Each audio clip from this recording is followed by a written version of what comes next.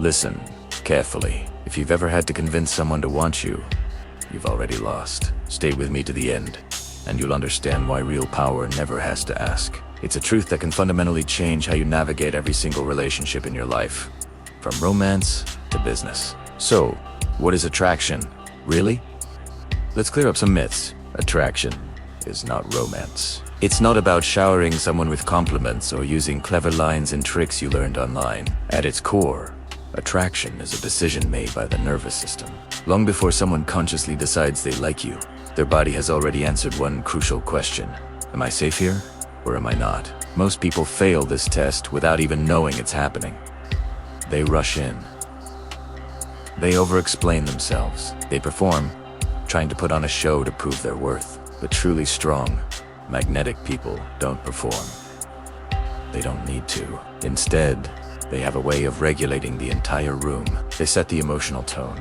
Once you grasp this fundamental concept, everything about how you interact with others will shift. Think of it like controlling the temperature in a room. You don't attract people by being the most exciting, loud, or energetic person there. That can actually be overwhelming. You attract them by being grounding. Your presence is calming and stable. Think about it.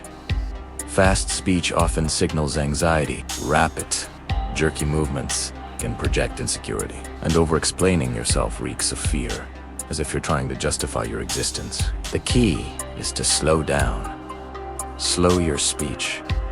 Slow your movements. When you consciously slow down, something amazing happens. The other person's nervous system starts to sync up with yours.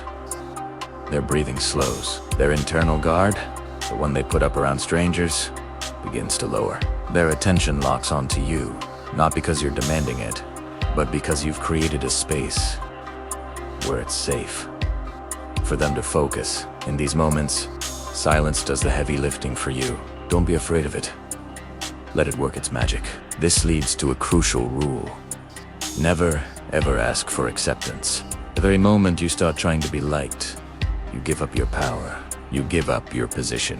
Laughing too hard at a joke that isn't funny. Agreeing too quickly with an opinion you don't actually share. Constantly explaining your actions or decisions. The subconscious brain interprets all of this as submission. You're signaling that you're less than, that you need their approval to feel valid. Instead of seeking approval, you should think of it as allowing access. You are the gatekeeper to your time, your energy, and your attention. That subtle shift in mindset is felt instantly by others. It's not about being arrogant or aloof. It's about having self-respect. And when you respect yourself, it completely changes how other people treat you. They start to see you as someone of value, someone worth earning the time of. A powerful way to demonstrate this is to listen without need. Most people don't really listen. They're just waiting for their turn to talk. They listen to respond, to formulate their counter-argument, or to find a way to turn the conversation back to themselves. Don't be like most people. When someone is speaking to you, listen to truly understand. This means you don't interrupt them.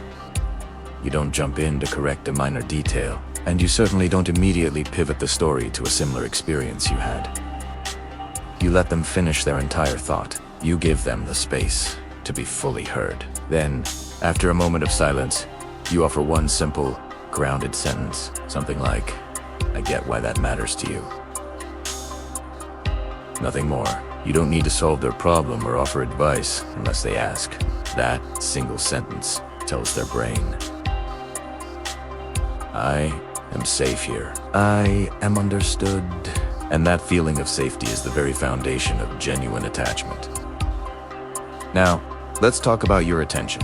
Your attention is a weapon, but only if you control it. Think of your attention as a currency.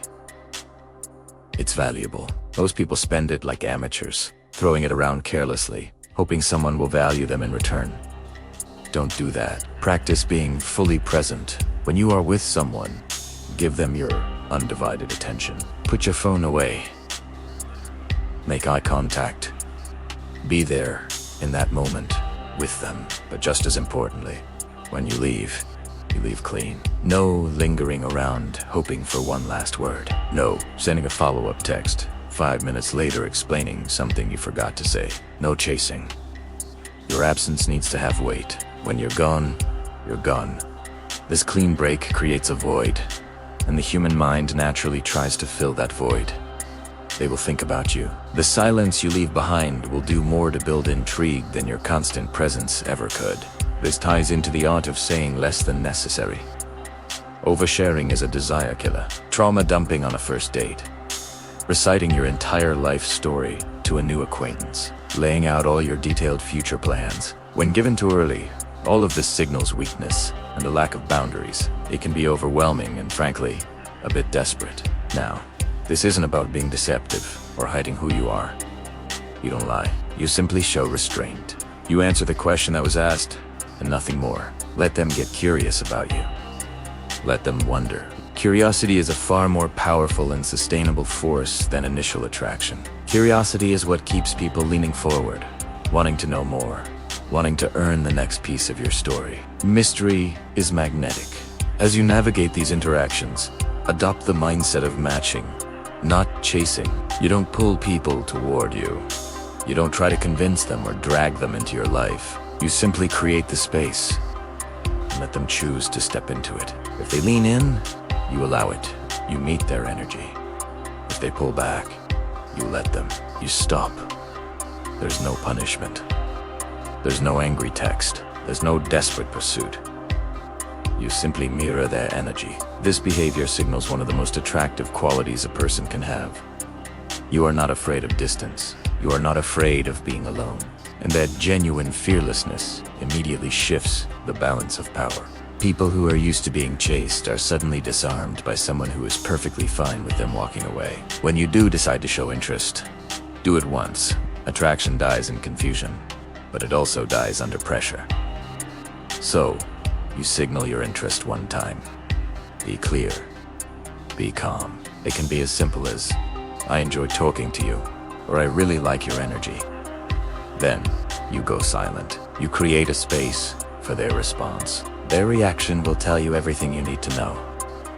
Genuine interest will move toward you. Disinterest will hesitate, make excuses, or fade away. And you respect both outcomes equally. And this brings us to the ninth, and perhaps most difficult point. You must be willing to lose. This is the final hurdle where most people fail. They become attached to a specific outcome. They need the job. They need the second date. They need the validation of being liked. They need to feel in control. But neediness is loud. It's a frantic, desperate energy that repels people. Detachment, on the other hand, is quiet. And that quiet confidence is dangerously attractive because it cannot be manipulated. When you are genuinely okay with either outcome, whether you get the person or not, whether you get the deal or not, people feel it on a primal level. It tells them you have a strong sense of self-worth that isn't dependent on them. And paradoxically, that makes them lean in even more. So here's the final truth. You cannot make everyone want you. And that is the entire point. You're not supposed to.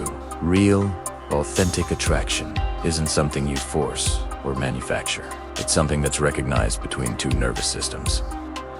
Your goal isn't to collect as many people as possible.